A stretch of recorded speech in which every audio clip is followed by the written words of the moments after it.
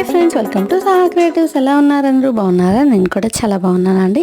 ఇవాళ వీడియోలో నేను మీకు ఒక హెల్దీ అండ్ టేస్టీ రెసిపీ అయిన రాగి లడ్డు ఈజీగా ఎలా చేసుకోవచ్చు అనేది చూపించబోతున్నాను. దీనికోసం 2 కప్స్ ఆఫ్ రాగి పౌడర్, 1 కప్ బెల్లం తురుము అనేది తీసుకున్నానండి.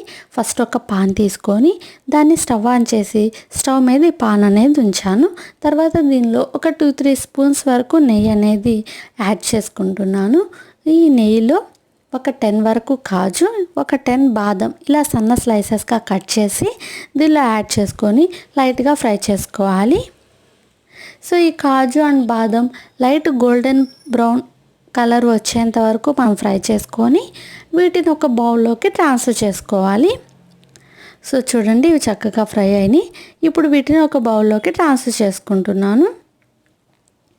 తర్వాత ఇదే పాన్లో ఇంకొక 3-4 స్పూన్స్ వరకు నెయ్యి వేసుకోండి మరలా.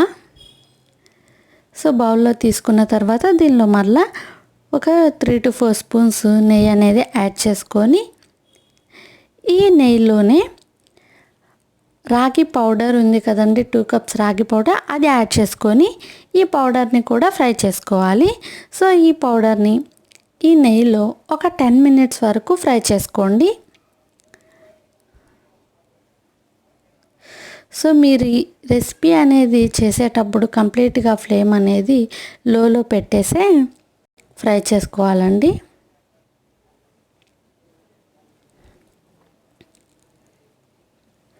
సో ఓకే,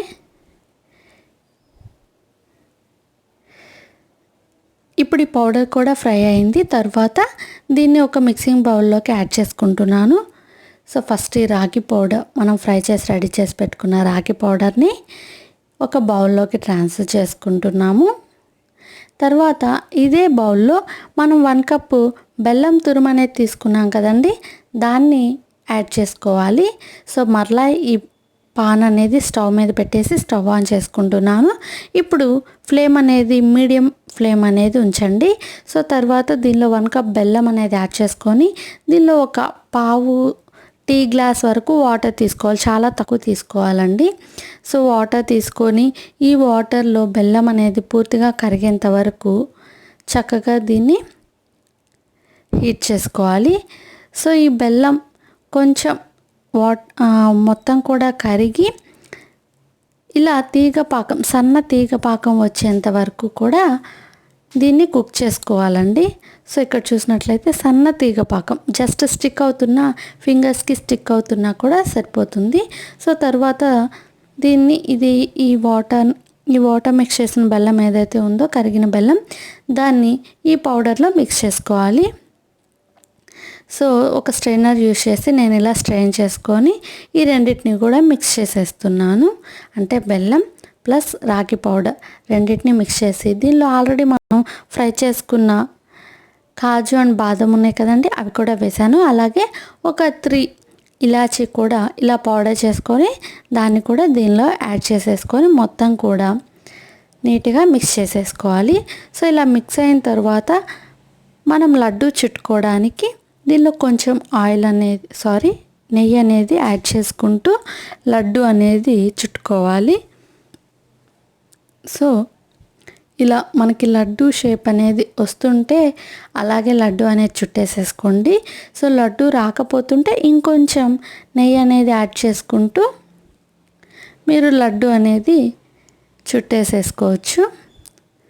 సో ఇది చాలా హెల్దీ రెసిపీ అండి.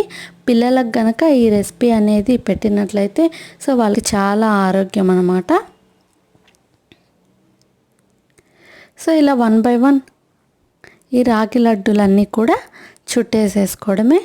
సో చాలా ఈజీగా, హెల్తీగా అండ్ టేస్టీగా కూడా ఈ రెసిపీ మనం తయారు చేసేసాం కదా. సో ఈ వీడియో మీ అందరికీ నచ్చిందని అనుకుంటున్నాను. మీరు కూడా ఈ రాగి లడ్డూల్ని మీ ఇంట్లో తప్పకుండా ట్రై చేయండి. మీ పిల్లలకి ఇది ఇవ్వండి.